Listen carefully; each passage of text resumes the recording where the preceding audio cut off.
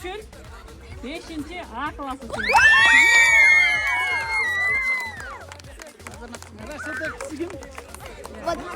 O çok banaca ekan. Молодец. Hoşnam.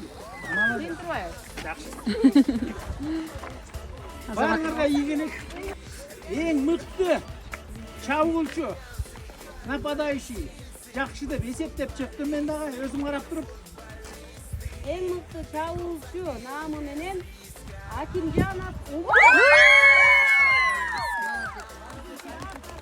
Ayva şunu çekti doktor. Ben gördüm sana. Молодец, Azamat. Молодец.